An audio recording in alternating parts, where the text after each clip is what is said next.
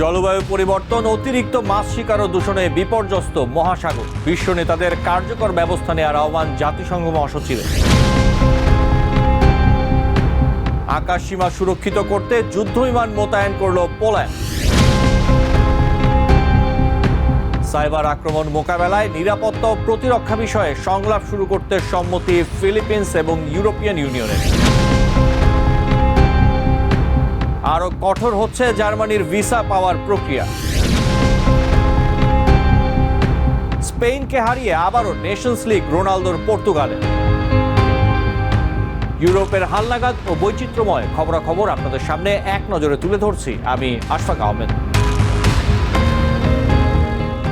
জলবায়ু পরিবর্তন, অতিরিক্ত মাছ শিকার ও দূষণে বিপর্যস্ত মহাসাগর রক্ষায় ইউএন জাতিসংঘের ওশান কনফারেন্সে ফ্রান্সের নিস শহরে জড়ো হয়েছেন বিশ্ব নেতারা।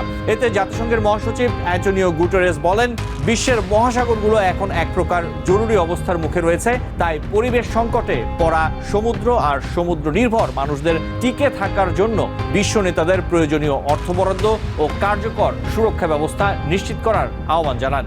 ফ্রান্সের প্রেসিডেন্ট ইমানুয়েল ম্যাক্রো বলেন, ফ্রান্সের কিছু সংরক্ষিত সামুদ্রিক এলাকায় ট্রলিং এর নিষেধাজ্ঞা আরোপ করা হবে। ইউক্রেন সীমান্তের কাছে রাশিয়ার হামলার পর পোল্যান্ডের আকাশসীমা নিরাপদ করতে যুদ্ধবিমান মোতায়েন করেছে পোল্যান্ড এবং নেটো।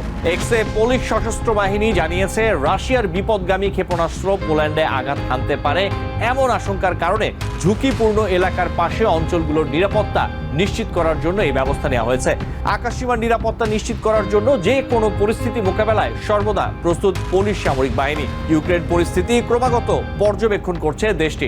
পোল্যান্ডের পাশে থাকায় নেটোর বিমান বাহিনীকে ধন্যবাদ জানিয়েছে পোলিশ সেনাবাহিনী।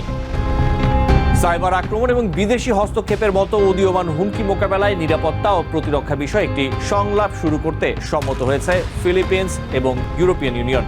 সোমবার ফিলিপিন্সের রাজধানী ম্যানিলাতে এক সংবাদ সম্মেলনে এই ঘোষণা দেন ইউ এর ফরেন পলিসি চিফ এবং ফিলিপিন্সের পররাষ্ট্রমন্ত্রী। তারা বলেন, এই সংলাপের মাধ্যমে সীমান্তে নিরাপত্তা হুমকি, সাইবার আক্রমণ এবং বিদেশি হস্তক্ষেপ এবং তথ্যের হেরফের মোকাবেলায় সক্রিয় এবং ঐক্যবদ্ধ থাকা সম্ভব।